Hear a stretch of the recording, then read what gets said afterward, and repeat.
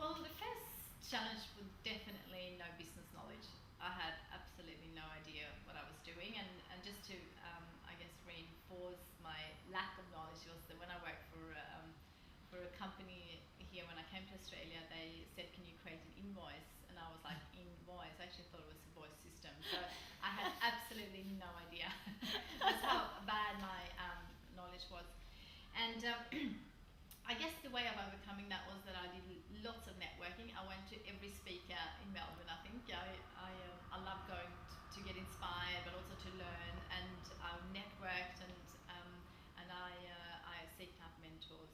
So that was definitely one of my challenges. The other challenge was I was in.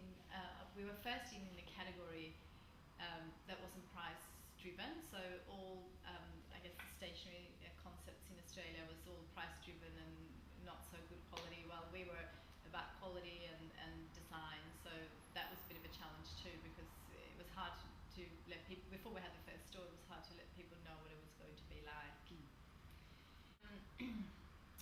No cash was definitely a challenge. So I talked about that earlier. So credit cards, selling the house, work with suppliers, finding ways and to survive the bad days in cash. Going fast, it was definitely a challenge because when you start something and you don't really know what you're doing to start with, and you have so many ideas but not the resources, that was definitely a challenge. And we worked 24/7. And but the good thing was that we were so excited about it that weekends were always spent on working on the business plan or a new product, or it was work all the time. But loved it. And how did you know you were ready to expand overseas? To expand overseas was just more. We started with New Zealand. I'll tell you a little bit about how the attitude we had about expansion. Mentors of ours said, "Focus on Victoria, don't go to Sydney." And Bondi Junction was they were revamping the whole centre. It was going to be the best centre in Australia, and we were really excited about it. And we only had 2 stores in Melbourne then, so all our mentors and people who know what they were doing said, "Do not go to Sydney. Like, focus on Victoria first, because you're spreading yourself thin, and you have to travel, and it costs money and all that kind of stuff." So I guess the reason why we did it was because we had such a good feeling about Bondi Junction, and also that we got a really great deal, and we thought we would be able to do great business up there because it was the right demographic. And the way we worked with that was to systemize everything in the business. So instead of saying, don't say no, we have on our office wall, don't say no, say how. So we kind of had that mentality, and trying to work out what we needed to do to be able to go to Sydney. So we systemized everything in the business and really worked hard to be able to open in Sydney, and which we did. So that was fine.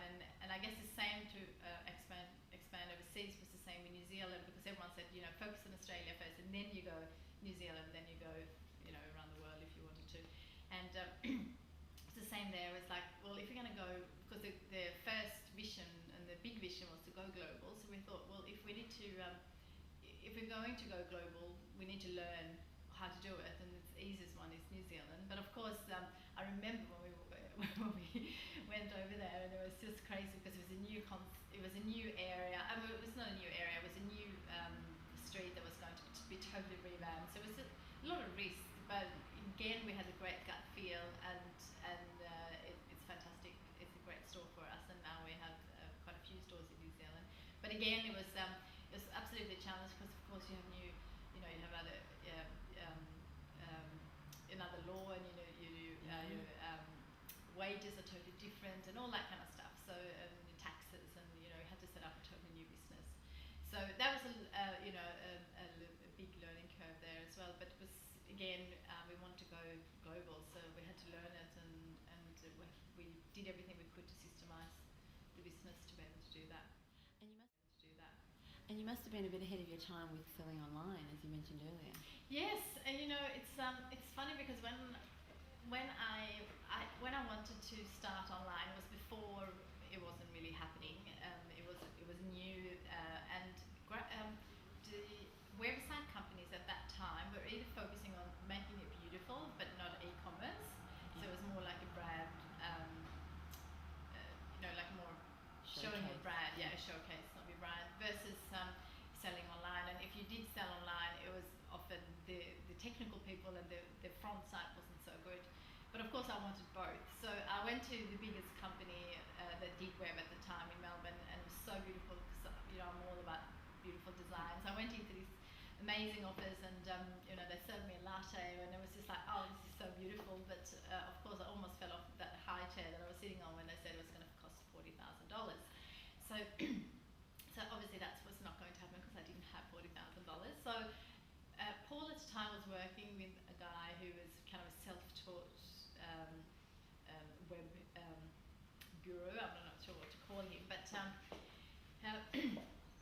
he and us together designed a website that we were really happy with, and we went online and started to sell, which was really exciting. But back then I was delivering the orders myself because I couldn't afford couriers, and I was so excited. So I met a lot of the customers actually face to face.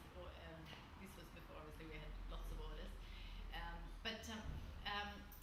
What I did with the website was that one day I was watching Channel 9 small business show on a Sunday morning, and I said to Paul, they had a website competition, and I said, let's enter. And he was like, well, are you sure? Because we are actually not we're not really finished with it. And I said, well, we're never going to be finished. Well, we're going to be improving. So we did enter, and then when we opened our first shop that day, I had a phone call, and of course opening a shop because I'd never been in retail was a bit of a challenge too, because I had no idea what I was doing. But that day I had 2 missed calls from Sydney, and he there was a guy saying, called me, and he sounded quite annoyed. It was like quite, not annoyed but angry, like really strong voice, urgent. So it's like called me. So I called back, and I was thinking, who haven't I paid? It was all that because it was tough times. And he said, you're a finalist out of 850 websites in Australia, small websites. And I thought, oh, fantastic. But I said, I've just opened the door to our first retail store. I have no idea what we're doing. So I said, maybe it's better if I just enter next year, because I'll be much more, it will be much more advanced, and will be better websites. And he said, no, you have to come. And I said, well, there's no way there's no way I'm coming to Sydney. I mean, this needs to be like in the next day or two. And he said, well, you actually won. And I got so excited, but he said, you cannot tell anyone. And of course I wanted to tell the world because I was so excited. But this was fantastic because that was also generating, lots of PR. This was on television, and I was working lots in the store myself then, and so many people came in and still saying that they saw it many years ago. So that was fantastic for the brand in terms of PR and publicity. And then we also won $10,000. It was just like it was sent from heaven. It was so what we needed, and we got things like phone system that small businesses need but can't really afford, boring things like photocopier and all that, fax and stuff like that. But it was just fantastic. So it was a winner.